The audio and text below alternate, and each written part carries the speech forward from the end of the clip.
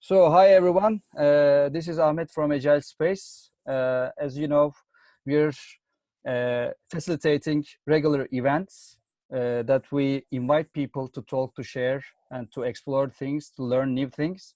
So today we have Andy Hiles. He's an old friend of mine from Athens. I think we first met in Athens. Was it Athens? Yes. No, it was. No, It was your first Agile Turkey. It was the first one you put the on. first one was Agile Turkey. Yeah. Very first one. Ah, is it? Yeah, 2014. Or was it a Scrum Day London event? I can't really remember. Yeah, it was. Was it Nana who was the bridge between us? Well, Nana was the bridge. Nana was the bridge. Nana was the bridge. Okay. Nana is the bridge for everyone. Nana is a big bridge. Yeah. Okay, so we have Andy, an old friend, and he's a professional Scrum trainer at Scrum.org also, and he's going to make a presentation to us about metrics, right? Yes.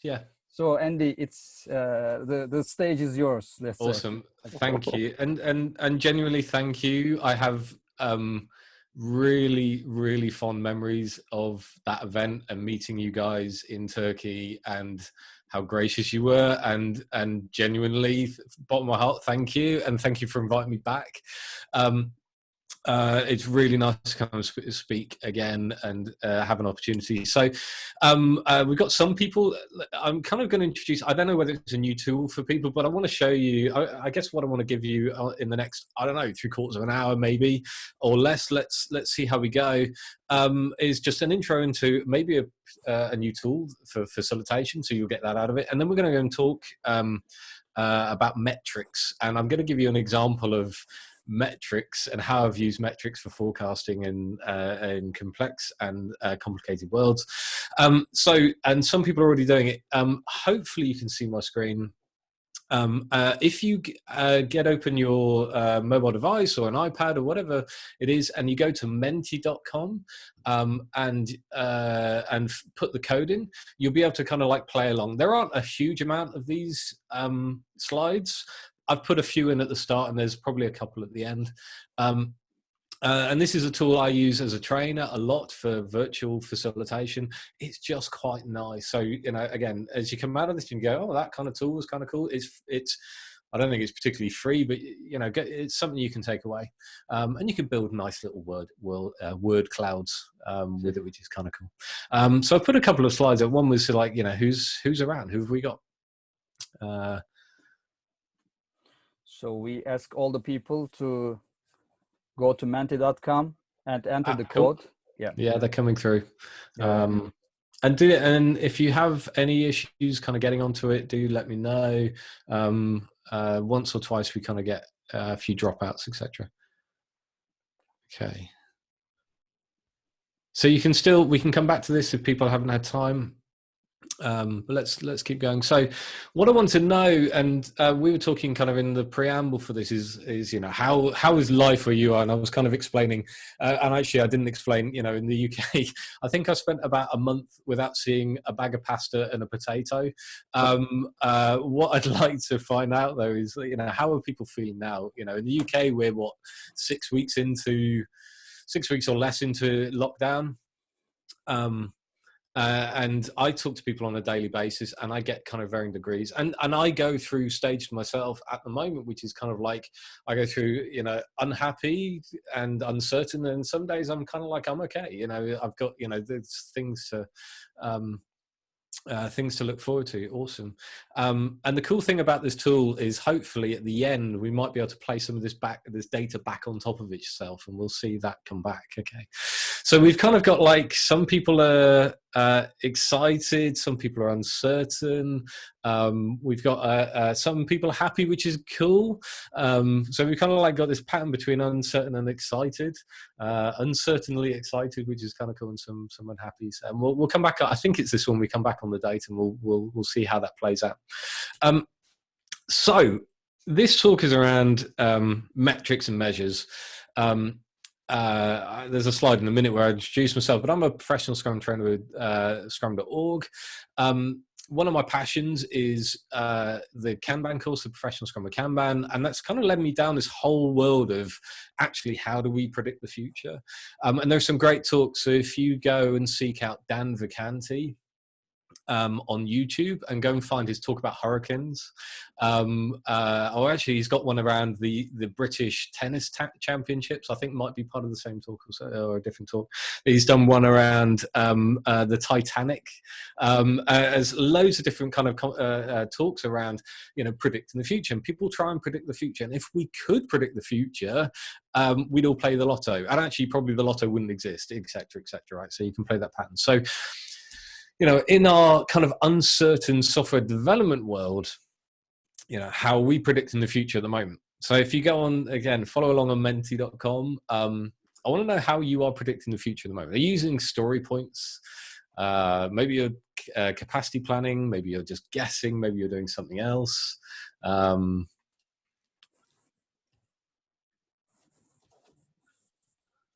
Okay, something else. Is that like everybody's doing something else? Oh no, we got one person. Gantt charts, cool. Okay, cool, it's coming through. Yeah, and so I've allowed kind of like a mix because I was kind of like curious. Okay, we've got some capacity planning, story points, guessing, just going. Hey, I've done that in the past. You know, I have no idea how long this talk's going to take. I guess it's going to run within time. We're going to see. Okay, story points. I kind of predicted story points was going to come out on top. We got a couple trickling in. I kind of predicted story points was going to come out on top. So this talk is called "What's the Point?" This has a double meaning for me, and I'll come back on that in a minute. But one of my learnings when I was kind of or one of my lessons that I was learning when I was going through the trainer path for the professional Scrum with Kanban was all around actually what were story points invented for? What were they created for? Because we seem to start using them to predict the future, and actually, what do they tell us? Right? And we're constantly fighting that problem. This is I've already introduced myself, huge history of working with Agile teams. I'm a Scrum trainer. Let's move on. So this is where it leads into my story. I'd written this talk to be kind of in physical, and maybe I'm kind of looking over to my right because that's where you all are. What I'm looking for is, you know, how many people, and you can, those are not many people who are sharing their cams. I can't actually see. Okay, so let's ignore that part of it. Have a think, right? So you may be in a situation where you've never played any kind of sport. And that's okay. But you're probably aware of probably more of the kind of the ultras, the Ironmans, the extremes, the physical activities. Maybe you're sitting there and you play a really obscure sport, right? Something that not many people heard of. I used to walk through a park in the centre of Bristol, and we used to see these guys just randomly throwing sticks. And that was their sport. It was a really weird game. Maybe you're just a marathon runner. Maybe you're in the ultra and the Ironman, the extreme physical activity. This is where my talk lies. I currently do a whole load of stuff in this zone. So I'm in the kind of ultra, Ironman, extreme, and I'm going to talk through that in a minute. So where do you fit in this? Okay, so maybe your sport is running. Is it, you know, are you in the extreme and complicated zone for running, or actually do you like to keep it nice and simple and easy? Is eating a sport for you? Maybe reading books. Hey, eating is a sport for some people. You look at professional chefs, you know, that is their thing. Maybe go to the gym, maybe do fight training, boxing, martial arts, MMA. Where does that lie for you, right? Is it actually, do you find it kind of complicated or extreme in its nature, or is it kind of relatively simple? See if we can get some data back on this.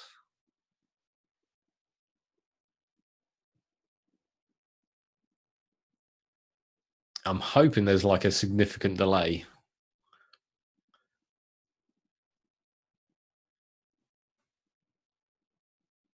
Okay, I can see a couple of cams where people are putting their data in, which is cool.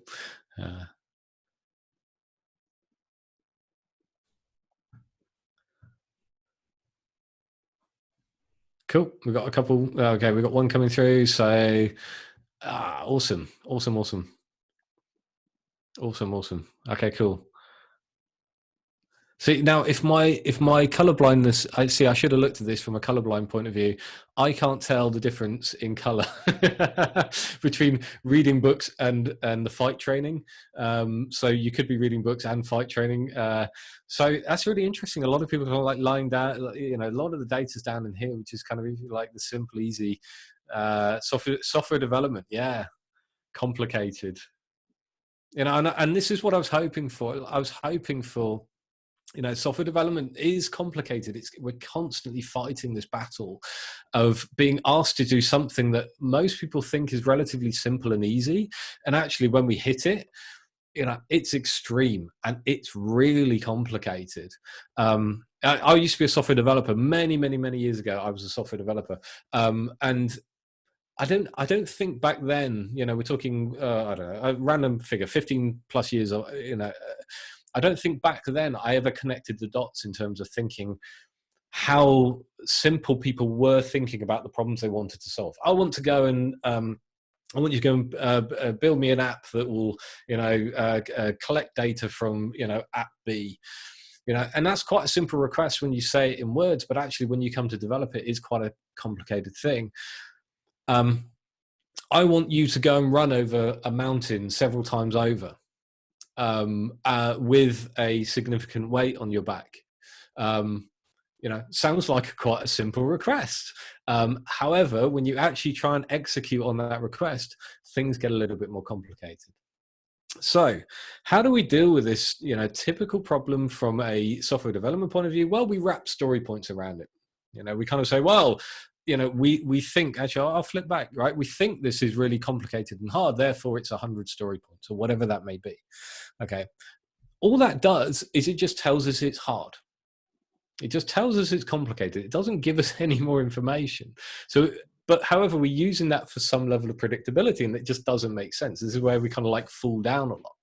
So, this is my little story around, there's a series of extreme events in the UK based upon the United Kingdom Special Forces selection. So this is the top end of the army, and I guess the Navy being the Marines. It is their special forces and the selection process they go through.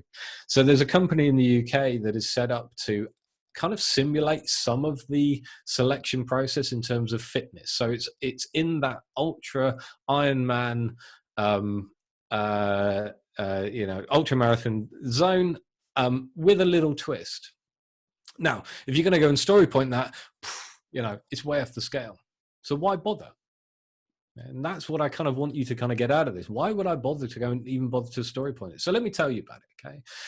Typically in the first week of Special Forces, it's basically broken down into like 3 phases, the whole thing. But the first phase and the first week is all around fitness, and there's a test week that goes along with it.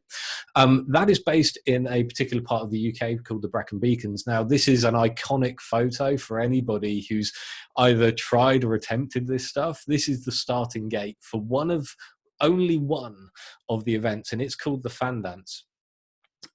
It's called the Fan Dance because you run over a mountain called Penifan a couple of times, and you have to do it within a set time. Now, it doesn't mean you're going to get badged as a Special Forces member. It just means you are fit enough to go and do something even worse the next day. So you may have seen, I mean, in the UK, we have, is it UK SAS, Who Dares Wins programs, these kind of like simulated military special forces selection. I think they did Hell Week for the Americans and those kind of things. This is one of the events, right? They take part in. And so the UK company has set this up. They said, hey, we want people to kind of go and experience how tough this is. You know, it is complicated. It is complex. It is chaotic. It is actually really, really hard to go and achieve. if we looked on our, anybody who's been on a Scrum.org training course, or you may have just seen this from Agile theory. Look, we are somewhere over here, right? We are in something that is really, really complex. Like, we could understand it simply, just go and run over a mountain. But actually, what are the chances of it going wrong? Now, when you speak to people who've been through this, selection process for real, they talk about the one thing that's going to knock you out is your physical body, right? So injury is going to be the thing. The thing that's going to get you over this is your mindset. And we'll come on to that in a minute. I just thought I'd bring up a picture of the map. You basically start here. Let's imagine you're kind of at the start line, and you basically run and you race. I've gone the wrong way. You run and race all the way down here, all the way to here, and then you basically go back. There's some stats around this. So it's 24 kilometers. I hope kilometers work for you. You're carrying 45 pounds, which is 20 odd 20 odd kilograms, or 45 pounds. This is you're wearing a Brecon military backpack. Now, I've heard different figures for this, but the cutoff time, I am told, just to make sure you get through to the next day of the selection process, is 4 hours and 15 minutes. The total ascent, so this isn't just once over the mountain, the total height you have to climb throughout this race, throughout this 24 kilometers, is 3,100 feet. Right. So you are basically running with 20 kilograms or 45 pounds on your back. It's not easy. It's nowhere near easy, right? Again, I could break this down and go, well, this is really easy, right? Just do that. We've got a question coming in. Do you really believe in estimation? What do you think about no estimation? Good. Thank you for the question. I'm going to say we're going to come back to that, because this is what this whole deck is about. Okay, we will absolutely come back to that, if that is okay. Now I've got to close this. Good. So back in 2000 and I don't know. Yeah, it's a good 5 years ago or so. I tried. I a week before the event was running for the first time, I attempted it. I said, I'm going to sign up. I was going to the gym. I was fit. I used to do fight training. I thought I'm fit enough. I can do this. And it was kind of like, what could possibly go wrong? Big map. Now this was my time, and this is where we come in. So this question about the kind of, do I believe in no estimation, really kicks in here, right? So I attempted this, no training, no prep, no training, rocked up, had the bag, had some boots, set off with everybody else. I managed it in 5:15. This is an hour away from, if I was attempting this for real, I'm an hour out. I'm a long way out, okay? But this is where it comes in. I now have some data, okay? I didn't need to story point this. I knew it was like 100. I knew it was complicated. I knew it was hard, right? So I now have some basic data that I can relate to. Now, this is where it becomes quite cool. Okay, so I thought, well, okay, I can do better than that. Let's, use the Scrum language. Let's inspect and adapt, okay? So I'm going to repeat some lessons over and over and over. And I'll kind of relate them back to your kind of practice. One of them is train hard. And I'll come back to what I mean by this, but what I found was the essence of practice. So in order to get better, I had to practice. Now, how you relate that into software development, we'll kind of come back to, but I want you to think about, what's the difference between like training and executing, right? What's the difference between training and actually doing it for real? Now, I know there's a difference between, running a race and software development. Absolutely get it, right? I'm not saying they're the same. However, the way you approach this from a mindset point of view and actually solving it as a complicated problem, they have some duality. They have some kind of related essence. So one of the lessons, train hard, okay? One of the most important ones here, again, is what's your objective, your vision, your goal? What are you trying to achieve? Because without that, how do you know you're going to get better, or what is there to aim for to get better? You know, when you're talking about predicting the future, why do we do it? We want to get better, certainly in a sports sense, but certainly when your customer's asking you, can I have X by next week? Can I have this by next week? That's an objective, right? I've got to hit that. So what data can I use to help forecast that future? And story points again, we did 20 story points last week, but I'm being asked to do it in 3 days. We can't translate those two concepts. So, but you've got to have a clear objective. Another lesson, master the flow. So this is actually a picture of one of the paths. This is one of the descents, and you come up and you've actually got to get up somewhere past here and then over the top and down, right? So I wanted to have like a nice flow kind of picture, but you've got to master your flow. Now, when we look at Kanban, this is how you get this idea of I need to go from here to there. What are all the handoffs? What are all the stages? What are all the people that need to interact? For me to master this course, what are all the stages I need to go through on this course? So, for example, down here, there's a river. Okay, up here, there's a drop off the top down quite a steep path. I need to go through each one of these gates, and I need to check in with the directing staff, with the guys who are running the event. There are logical breaks in my flow I need to go and hit. Now, the cool thing comes when I know how long it takes me to get from point to point in this flow, then I can start to master it. I can start to understand. So my first metric is I know how long it takes me to get from the start line all the way to midpoint and back again. I've got a metric. If I can start to build up metrics through my flow, I've got a much better chance of being able to predict the future. So when somebody says, can I have this by then? I can say, well, it takes me this amount of time. And this is when we start to build up that pattern. So master your equipment, helps with your flow. One of the lessons, look after your feet, look after your fuel. Again, this is like purely from the fitness point of view. From a delivery point of view, how are you getting work through your flow? Are you as efficient as possible? Use your metrics to try and help you understand that. And we will come back to this lesson, but I want you to kind of think about that. So when I say, I need to look after my feet, I need to look after my bag, and I need to look after my fuel, that's going to get me from point A to point B. What does that look like in your environment? What does that look like in your software development environment? What does that look like? Is that people? Is that process? Is that tools? So this is the route, and this is what I'm saying is, I can then start to look at this as a flow and start to say, okay, in order for me to get from analysis to development through to testing, or whatever you want to kind of go from your flow, I need to do this. I need to, this is a steep ascent, so I need to back off. I don't need to be running. This is a descent. I need to be running, etc., etc. We can start to look at our flow and how we work in order to break down working better. Okay. And this is where we come into measures. Okay. So that question was, do I really believe in estimation? What do you think about no estimation? Estimation serves a huge purpose. It allows us to understand complexity. If somebody says, how long would it have taken you to run the race the first time? Now, I'd done a load of outdoor stuff. In my mind, I thought it will take me 4.5 hours. And it actually took me 5:15. I think there is a real purpose behind measurement in order to have that conversation. How hard is this thing we're going to go and attempt?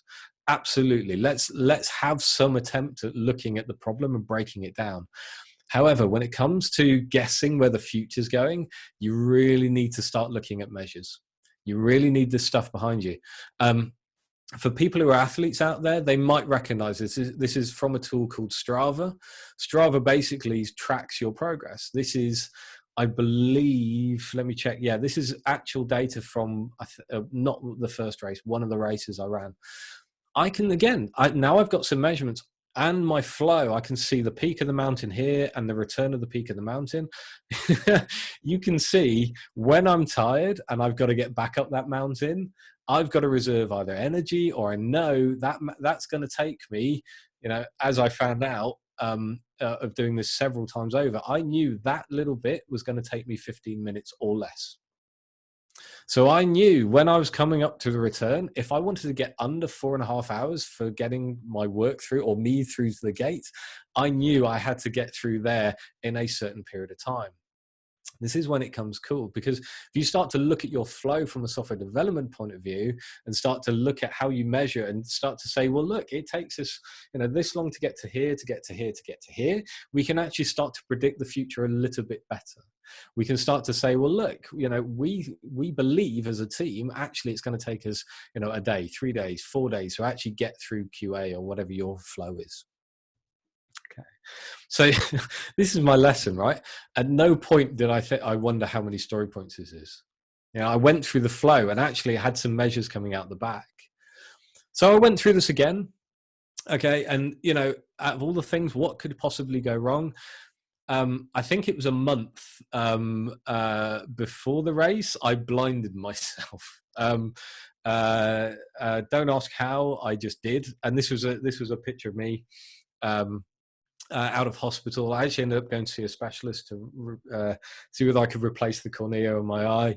I woke up the morning of the race still in pain. I didn't have the bandage, but I still woke up and gone on with it. And there's a mindset lesson in there, but this isn't the talk for mindset lessons. My second time through, I hit 4:15. So my second time through, I took an hour off my first attempt, because I'd looked at the route, because I'd spent a lot of time looking at my flow, because I'd spent a lot of time looking at the metrics. I remember a point on that race where I'd hit one of the checkpoints and said, okay, I've hit checkpoint X by this time. If I'm going to make, the magical 4:15, I need to be running. I need to be pushing myself harder. Let's translate that back in software development. You have a customer expecting something, you know and have measured your flow, and how long, what we call cycle time, and it's going to take you to get through your flow. Whether to increase the pace, as in, focus the team, put more effort onto it, or actually, can we back off? Do we have to put lots of effort into it now? Can we save that and park that? So I now have 2 really good data points and the Strava data from my personal objective to get through, which is really quite cool. Then I went off and did something silly. I went off and tried one of the other ones. It's called point to point. It's called the exercise. So if you're doing the special forces selection, so I hear, it is called exercise. What's the point? Basically. It is overly complicated, overly complex, highly chaotic, and you are bouncing around this map. What happened was, at the back of that, is I had to stop. I actually really, really physically injured myself, and I had to stop for a couple of years. I had to let my body recover. There's no software development lesson in here. It's just, don't overdo it. You'll hurt yourself. So this year I went, right, I've got to break. There's a magical 4 hours. If you attempt this, there is a magical 4 hours. If you can get under 4 hours, it's brilliant. It's like elation. Nobody thanks you. There's no ceremony. I think some of these running events, you have these big ceremonies at the end where they present you medals and, everyone goes, ooh. There's none of that with this, which is really quite cool. You just basically get a handshake. And handshake and a thanks for turning up. It's just magical. So on my third attempt, I did something really stupid. I signed up for what they call the back-to-back, or it's called the Black Edition, but it's a back-to-back. So basically, you do it during the day and then you do it again at night. So if you weren't tired the first time, you're going to be really tired by 1 o'clock in the morning when you've done it a second time. So going into I would have been last year, June, last July's race, I really worked hard on my flow knowledge. So how do I transform myself from that person on the start line to getting all the way to back? I looked at the constraints I had. So this is my equipment, my fuel, my Bergen, my boots, but also the constraints on the course, the constraints in my flow, understanding that time when I need to pick up the pace or when I need to back off and I'm okay. And I really needed to get some solid equipment behind me. So again, let's translate that last one back into how you deliver software development. Is your ability to develop from, customer idea all the way through to live, is that solid? Can you do that? Is that achievable? These are things you need to figure out and work on. I also had some measures, okay? I also had to train hard. This is a photo of me. Now, this would have been about this time last year in the UK. We had a really heavy set of snow, and I managed to get out with a friend of mine. My dog, I can't miss an opportunity to put a picture of my dog. It's like, that's the back of my dog. I apologize. This is my mate's dog. But yeah, so I never try and miss an opportunity. But this is me training hard. We took an opportunity to go and hit the mountains. It's just my old bag, but yeah, to go and hit the mountains and get some training in.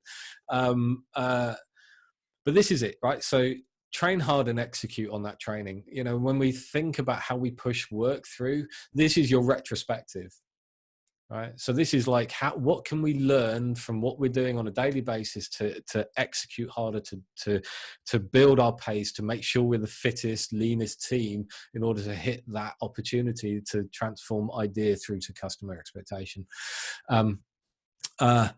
Now, somebody said to me, this was again last year, they said to me, well, look, if you don't make your time, because I was really adamant I wanted to get sub 4 hours. And they said, if you don't make your time, we fail.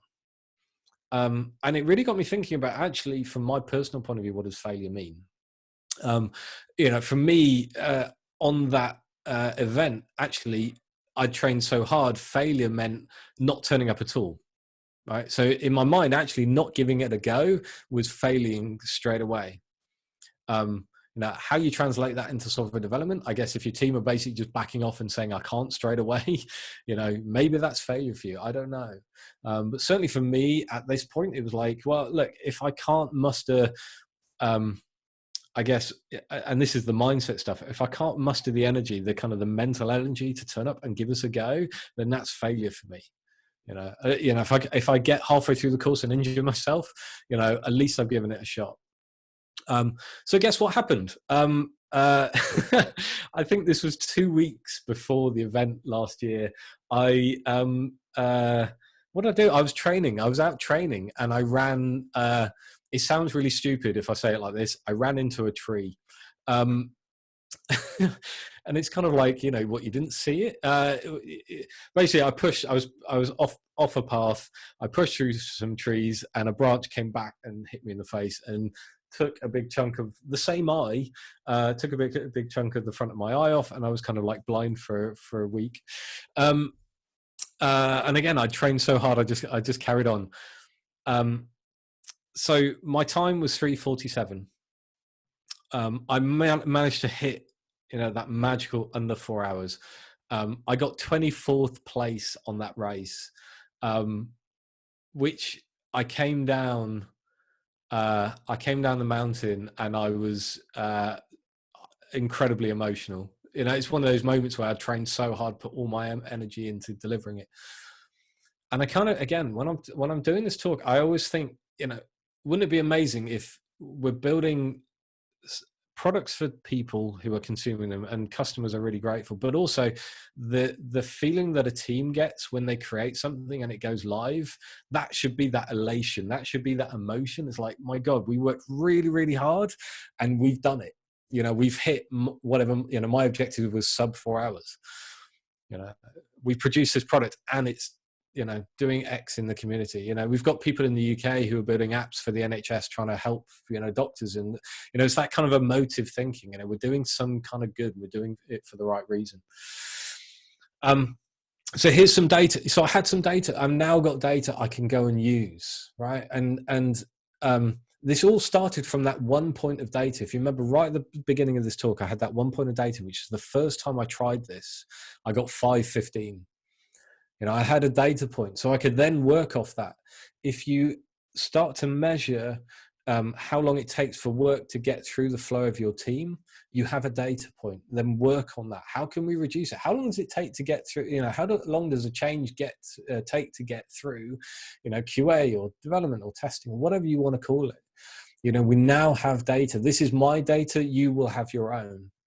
And this is where this lesson comes in. So I kind of wanted this like, cool story, bro. You know, you run over mountains. That's awesome. You know, these are my lessons, right? Master the objective. Why are you doing what you're doing, right? Is the need to look at forecasting the future from we want to do better for ourselves as a team point of view, we want to build better products, or is it actually the objective is, you know, the organizational, we have to build better products in a more timely manner, etc., etc. You know, we need to provide better data around when we're going to go and deliver some stuff. We've got a new question. I'm gonna let's skip down. Have you considered using glasses? Yes, I have. I did have goggles for a little while, but I looked like such a dork. Yes, my wife will tell you I really ought to wear them more often. Where was I? Master the flow. So master the objective, master your flow. I think I've talked enough about that. Create a solid delivery that is going to absolutely help you measure, right? Absolutely take measurements. Train hard and execute on it. You know, here's some ideas, right? So master the objective. My goal is to get through this event in under 4 hours. I will do everything I can to achieve this. Your objective could be our product needs to lead the market. That's your objective. Understand your flow. I can't change the route, and I love this. And I can't remember who said this to me. But I, you know, when I'm running my race, I can't change the overall route, but I can influence how I get there. So I can decide whether I'm on path or off. You know, that's going to be quicker. And I know there are places where off path is much quicker. You know, I can influence that. I can't change the overall route, but I can influence my. I guess if I think about it from a team perspective, I can influence the attitude I take towards achieving that goal as at a team level as well. We can, as a team, influence how we achieve our goals. Understand your flow. What are the minimum sufficient activities we need to perform in order to deliver value to our customers? Kind of goes without saying. And measure and learn. So this is one of the lessons I kind of repeated. I knew that when I hit a particular, RV, or rendezvous point, then it was, 20 minutes or, X to the next section. I know that once it's with the teams, we can get something to the customer or something we can test within 8 days or less, 85% of the time. And this is when the kind of like the Kanban thinking comes in. Like, train hard, everyone understands the flow, principles required to achieve performance, and execute that on it. So these are the Kanban ones: throughput, cycle time, WIP, and age. How I've used these. So this is an actual snapshot of some data. And this is a team that had a set objective. And when people kind of go, excuse me, I'm going to have to take a drink. When people say, oh, Agile doesn't work with fixed dates. Well, it does. When I kind of talk about, we can't change the route, we can, influence how we get there, right? This is basically this problem, right? I can't change my route. I have to get to the 23rd of Jan, right? This is basically a graph trending how much work we thought we had to do at the start. Actually, when we started digging in, we discovered a whole load more work. This is our trend line of how we're performing. How am I running this route? How am I performing against our goal? Because ultimately, these two lines should have met at some point. This is how I've used throughput data with some kind of statistical forecasting to have a conversation. Now, what you notice, I'm going to have to move. I've got a bar in front of it on my screen. What you notice is like this is weeks. Every week we were taking a snapshot of data.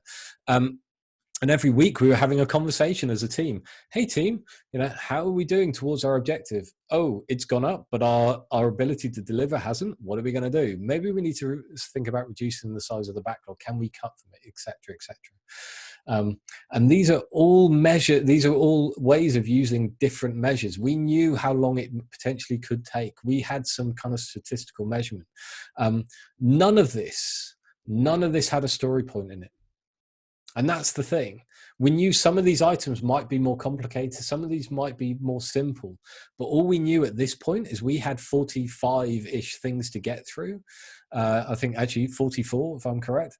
And we had to get them through to get them done at this time. And our trend line was saying we weren't going to do it. So what are our choices we got to make around it? Click back in. Now, if you want to learn more about, I guess, shifting that mindset away from story point based guesstimation, there's a fantastic course called the Professional Scrum and Kanban course. That will take you on a journey through understanding certainly this kind of pattern of metrics and using the throughput, the cycle time, the WIP, and the age to understand how to forecast and take you away from just thinking, well, story points is the only way we can do it, because it tells us effectively, a story point just tells us how complicated something is. And we're smart enough people. We know when things are hard. We know when we have to break things down. You know, if I go back to my kind of analogy of running across the mountains, I know it's hard. I knew it was complicated. I knew it was complex. The only way I could break it down was to break it down into the sections and say, for each section of that race, I can look at how long it's going to take me to deliver it. You know, and that's what story points is going to give you, is that conversation to go and do that analysis, but it's not going to help you to predict the future. None of those metrics are going to say, you know, again, if we could predict the future, we'd all play the lottery. But what they will do is let you have better conversations about when we start analyzing our backlog and discover we've got a load of stuff, we can have a better conversation. Do we need to cut? Do we need to increase our performance? Is there a different way of working? So the thing I want to kind of leave you on is my lesson for this whole talk is just remember, at no point for this did I think, for this race, certainly did I think, I wonder how many story points this is. And neither should you. I was far too consumed. You can see my overly so this is a shot of me last year, my overly focused face on the top of the mountain. So this is my first ascent at the top of the mountain, and funnily enough, I hit that so quickly. It's the fastest I'd ever managed to get to the top of that mountain ever. And you can probably see it in my eyes. I was kind of already going, what am I doing? And this is my last, you know, this is basically all you get at the end. You get a nice handshake and a little patch and a hot meal, and that's it. And that's it. So there are only 2 slides left, and we've had some questions already. So, you know, we've got an Ask Me Anything. I guess what I'd like to, you know, not that one. I was thinking, oh, can I go back to this one? Do I believe in estimation? Look, you know, I guess if you call this level of kind of forecasting estimation, yes, absolutely. You know, I look at it as a way of helping teams learn and predict, you know, where they're doing and how they're performing. You know, and this is basically no estimation. So this, you know, the whole no estimation movement was how do we get away from story points and start using real data to go and kind of think about how we're delivering. And that's all we're talking about here. So if, like, I don't know, do you want to unmute? I'm kind of looking over to my right. I apologize. I'm looking over to my right, which is kind of where, you know, all the participants are. Maybe if I drag it across. Oh, I can't when I'm full screen. That's amazing. All right. Andy, that was awesome, by the way. Thank you. That you told us a story, and also it was like teaching. And oh, thank you. that made it really fun to watch, fun to follow. But I was afraid that at the end of your story, Andy, I was really afraid that you would hit your eye to that. Do you know what? Yeah, and I've been really terrible. I should have gone. I really should have gone to the hospital. The second time round, I patched it myself, and it hasn't really healed, so I'm still living with it. But yeah, it's I guess it's been. You know, I hope the kind of. I hope you can relate to it. I hope the kind of the story came across, because it's kind of it was such hard work, and I'm still in training. I've got another event later on in this year, and it's even worse. So it's kind of like a passion of mine, but the lessons hold true. You know, in breaking the problem down, you know, like, you know, ignore whatever I'm doing. But if you kind of think about it, like, how can we break a problem down and start to think about it a little bit more, you know, like I talk about my job being common sense. You know, common sense says, look, you know, we've got something really hard over here, so let's try and think about simplifying it and how can we understand how we're going to go and do it. And you know, I don't really want to say story points don't help, because they help you understand the complexity, but they don't help you anything more than that. you know, and there are other ways of doing it, and looking at, you know, throughput as a basic measure from a Kanban point of view, but throughput, you know, on top of Scrum, you know, can really help you understand how many things you deliver within a sprint. You know, that slide I showed, I think I'm still sharing, right? So this bit of data was all off throughput. You know, there was no. We used actionable agile, you know, to look at the cycle time prediction. But realistically, this was all the data was based off throughput. How many things were the team getting through in a sprint, in a week, in a day? You know, no matter however you want to cut it. You know, and we didn't need to story point anything. We couldn't have we could have ignored story points for the whole of our lives before that, and we could still have some relevant data to go and talk through. And so I hope people have kind of. I hope. Oh, we got another question. I've got this sharing bar, and I don't know what to do with it. Biggest challenge in applying Kanban metrics. It's a really good question. I guess when you know, the common one is WIP, right? The most obvious one I go to WIP. If you're not limiting WIP, you're not doing Kanban. Getting teams of people. I mean, you can use any analogy you want, and there are lots of kind of like games we can do to play and simulate what happens when, you know, you have too much WIP. But getting people to act on that in real life. You know, it's a very natural thing. We want to take lots of things on and not actually produce very much. It's a very natural reaction to go, we've got this huge problem, so I need to kind of consume it all at the same time. And actually getting people to have a think about how, I keep saying getting, and I don't really want to say I force them, helping people understand that, you know, too much WIP doesn't help you at all. You know, I can't run the whole race at the same time, right? I'm running the race, but I can't run every section at the same time. I have to do it one at a time. You know, there's an enforced natural limit there. You know, I can't bake. I could bake 10 cakes at the same time. However, I'm probably not going to do a very good job. You know, I could develop 10 user stories at the same time. However, my mind is over here, over here, over here, over here.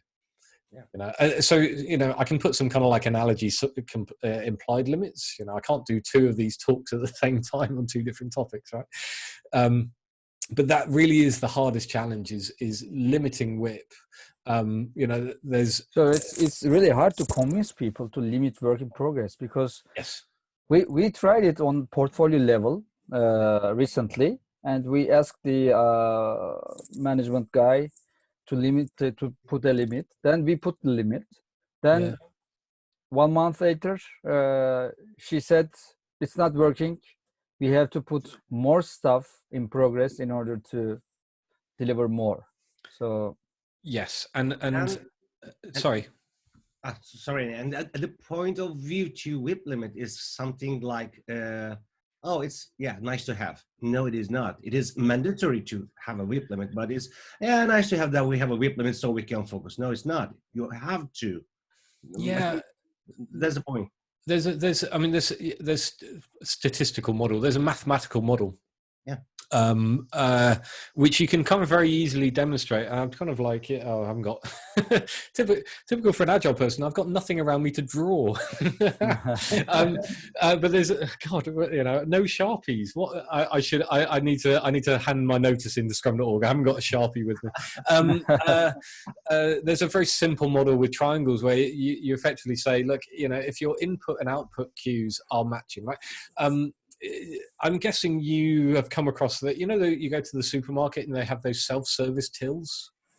Have you come across those where you kind of like you scan the item yourself, right?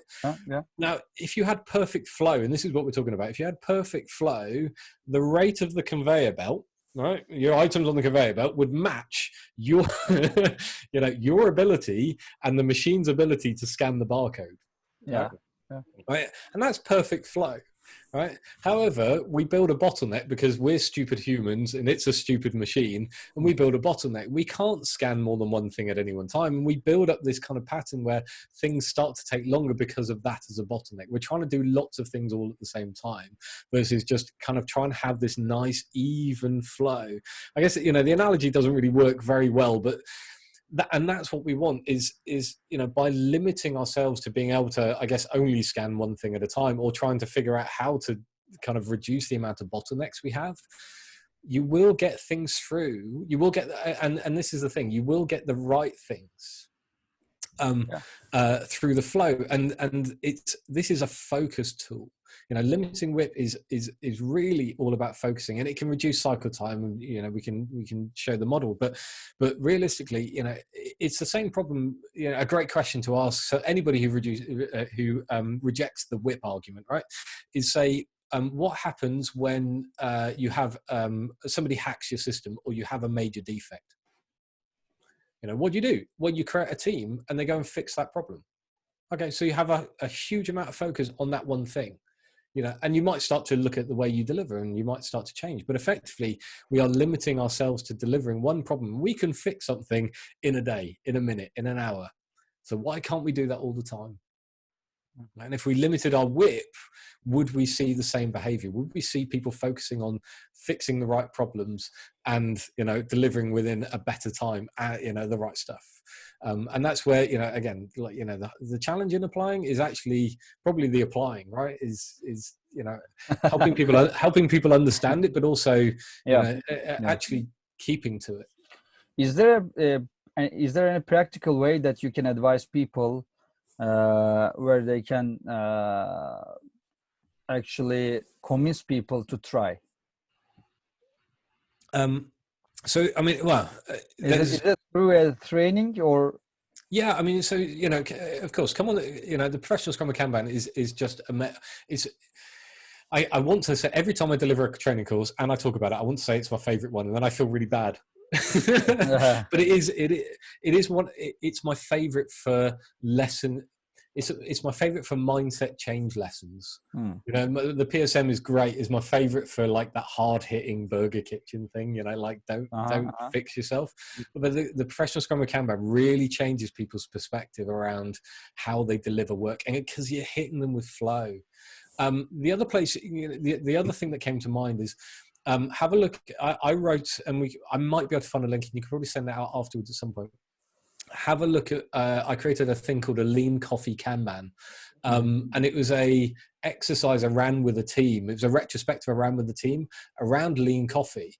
You know, there's an implied limit with lean coffee. You can probably only talk about, or a group of people can only talk about one thing at any one time. And so it was a really kind of sneaky, underhanded way of the team self-limiting by creating a lean coffee themselves. So there are instructions, and I'll find the link and I'll try and cool. Get it shared. We've got another question. Are we hard ending in 2 minutes? Maybe we can answer that one. Okay. If the work items do not average out, is it unfair to say +1 for all of them by using throughput?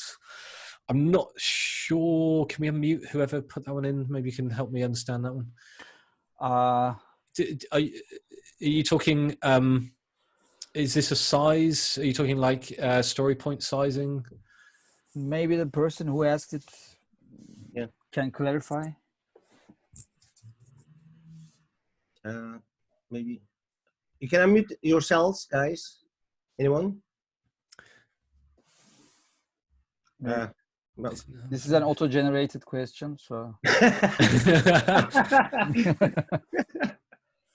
this is because of the pandemic. I think I understand this something like if the work items do not average out. I mean, average out, isn't it unfair to say +1 for all of them by using throughput?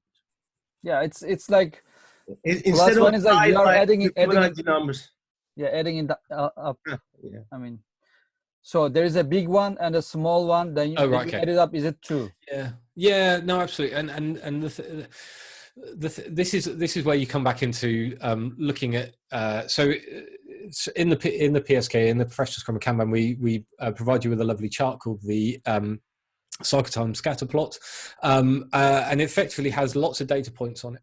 And some of those data points will come from items that are big, and some of them will come from items that are small. When we start to talk about forecasting and we start to say 85% of our items go through our flow within 8 days or less, that is built upon that data with mixed sizes of work, mixed complexities of work that have gone through that flow. Because the constraint is on the flow and the people acting on the process. It's not necessarily the work itself.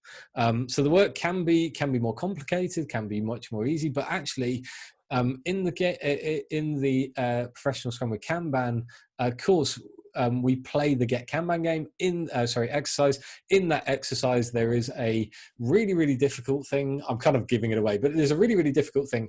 Now, every time when that difficult thing comes through, because it's worth a lot of money for the team that's delivering it, every time that comes through, or not every time, but the large majority of times that comes through, you see that hyper focus thing come in, and lots of people, and that actually gets through really quickly. So it forces, by limiting WIP, this really, really highly complex thing gets through the flow of the team much quicker. So the answer, isn't it unfair? I don't think it is unfair, but I don't think it's essentially implied in the way I guess this question is phrased. Because when you start to look at that predictability, it's not just based on throughput, right? Throughput is our kind of like base measure, but actually, it's judged not just by one item, not by, I think the minimum is 10. We need to see 10 items go through our flow in order to actually then start to look at forecasting properly. And they will be of mixed complexities, mixed sizes in that sense. Yeah. And I think this question is, we couldn't find the owner, but this comes from someone. Maybe the velocity thing is just, I think, very overemphasized, because he or she says unfair. It's about the data. Just and this, data, not the velocity or thing. That's the truth.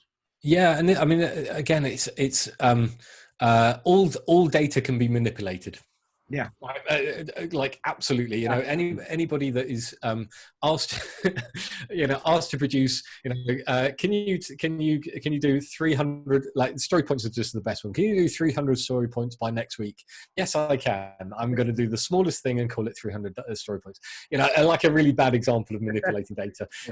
And I don't mean it that way, but again, you can manipulate any picture to look any way you want. I guess what we try and talk about a little bit more with, certainly from the Scrum.org perspective, is that kind of having that honesty and openness around and transparency around the kind of conversations we're having. And not all of the metrics are appropriate for every level, right? So I would say the large majority of the metrics that we're talking about are probably more team-based. That kind of outward, what can you have in 8 days or less, or I can do, X in 8 days or less, is probably, the point at which we start saying, well, this is our conversation outward, to the stakeholders. But when you're looking at how the team performs, that's really for the team. My personal performance or how the team's performing, that's really, really, really for the team. I don't know whether I'm going the wrong way. Hang on, we got another question, I believe, or was that it? We got 2 minutes to go, and maybe quick answers. Is there a prerequisite to attend a Professional Scrum and Kanban class? No. There's no formal. I would say there is a large element of Scrum in there. So if you don't know Scrum, and you want a Kanban class, go to a Kanban class. But if you're using Scrum and you've heard about Kanban, or you probably have used quite a lot of like Kanban techniques, and you're a Scrum Master, or your development. Actually, I've had people from human resources, HR. I've had business analysts and system analysts come on this class and really get something out of it, really get an understanding. for me, when I teach this class, I always teach this from a flow perspective. How can you improve flow? So, you know, a good grounding in Scrum will help, certainly when you come through to looking at the assessment. But no, you know, come along, you know, get on a class. It's a game changer. Everybody who's been on it that I have worked with or have gone on it that I know, they've come back just beaming, you know, beaming smiles, really kind of happy from it, because it's completely changed their perspective on how they look at these kind of conversations, you know, predicting the future.